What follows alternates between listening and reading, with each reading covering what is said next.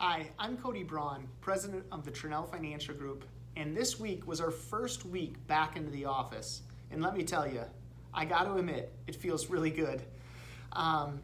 We are taking extra precautions, though, to make sure that our team is back. And that part feels a little bit weird, but just the energy of the connection of people, it felt great. It felt really good to be back. And we've been pushing out a lot of content here over the last month and a half. And we've gotten many questions in. And I wanted to take some time today to follow up with some of those questions that we've received in and just talk to them a little bit. And one of those questions that we got, multiple questions, but is how do you guys continue to keep a positive attitude, a positive mindset with everything that's going on out there? And the reality is it didn't just happen overnight. It's been something that we've been working on for a long time now. One of our core values is leadership. And we watch the Global Leadership Summit. We attend that every single year. We go to many different conferences. We're listening to podcasts, reading books, and just continuing to stay in connection with one another of looking forward. Because if we continue to look back or stay in the present, it can be a very negative place. So this leadership, what it has taught us over time of conditioning ourselves and building that into our culture is really how do we work through something like this and stay positive. So we're very blessed to have an amazing team of people here and a great culture at our company that has really helped us for a time just like this to continue to stay upbeat and positive. I'm not going to lie though, we're not always upbeat and positive. We're just like you and I, and there's times where we're feeling down that we got to pick each other up. So we're doing our best to continue to pour into you and fill up your cup, just like people are doing the same to us every single day. So we can help each other out and continue to do that. Another question that we got, multiple questions on, was on 401ks. And 401ks are a big conversation, right? It was in everything that came out in terms of the CARE Act and what different things that you could do. And this is how I would summarize it, okay? Continue to contribute to your 401k. If you have stopped contributing or have reduced your contributions due to life situations going on of being laid off or downsized, I totally understand. But I would highly encourage you at the time where you get back to work or get your new career going, make sure that you turn that back on or get it turned back up to where it is. It's really, really easy to set your lifestyle when you have a lot of money coming in and when you're first getting started at things. So if you don't get your 401k set up to where it should be, what will happen is lifestyle creep.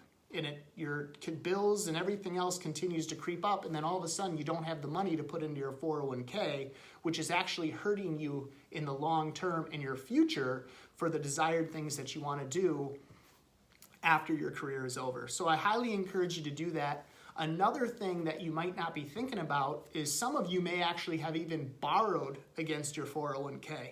It is very, very important to make sure that you pay that back, because if you don't pay that back, there's going to be a tax penalty for taking and borrowing that money. Yes, the CARES Act explains you could take some out for an extended period of time, penalty-free, but if you really read in there, you have to still pay that back. Otherwise, there will be a tax penalty. So make sure that you do that. That is first and foremost. And then again, make sure you get that turned on and back up to where you want. If you can, if nothing else, this would be a perfect time to even increase your contribution if you could do so. So I highly encourage you to continue to make sure you're staying focused on your future and your 401k. That's really, really important to your future aspirations that you want to accomplish. The third question that I want to address and talk about here today is we've talked about this 100-day plan. What is this 100-day plan that you guys are talking about on here? And really what the 100-day plan is it's just putting into focus a plan. So when we get together and do business planning, every business does, or they should be, is you're looking at 365 days. And at 365 days is a long time. But when the COVID-19 happened, it flipped everything upside down, right? And for some of you, you might have to throw that plan out the window and start totally anew. The challenge is no one's ever been through a pandemic like this before, unless you were born in 1918, which I don't think any of us were, right?